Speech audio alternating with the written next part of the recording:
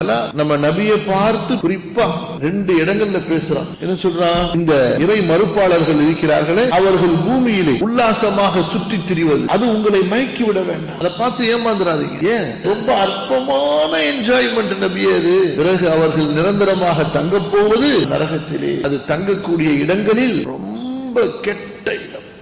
தாங்க முடியும். அடுத்து அல்லாஹு தஆலா சொல்கிறான், நபியே நீங்க பார்க்கணுமா? நீங்க பார்த்து சந்தோஷப்படணுமா? தக்வா உள்ளவங்களை பாருங்க. துன்யால ஆடம்பரமான காரு, ஆடம்பரமான சொகுசு வாழ்க்கை, அவங்கள பார்க்காதீங்க நபியே. பார்த்து மயங்கிறாதீங்க. அல்லாஹ்வை வணங்கக்கூடியவர்களை பாருங்கள். அல்லாஹ்வுடைய கட்டளைக்காக ஹராமை விடக்கூடியவர்களை பாருங்கள். நரகத்தை பயந்து பாவத்தை விடக்கூடியவர்களை பாருங்கள். சொர்க்கத்தை ஆசைப்பட்டு அமல்களை செய்யக்கூடியவர்களை பாருங்கள். உலகத்தை விற்று மறுமையை வாங்கக்கூடியவர்களை பாருங்கள். அவங்க ஏழையாகவும் இருக்கலாம், பணக்காரர்களாகவும் இருக்கலாம், படித்தவர்களாகவும் இருக்கலாம், பாமரர்களாகவும் இருக்கலாம். அவர்களுக்கு என்ன இருக்கிறது? சொர்க்கம் இருக்கிறது. அந்த சொர்க்கத்தில் அவர்களுக்காக நதிகள் அவர்களை சுற்றி ஓடிக்கொண்டே இருக்கும். அதில் அவர்கள் நிரந்தரமாக இருப்பார்கள். அல்லாஹ்வுடைய விருந்தாளியாக தங்க வைக்கப்படுவார்.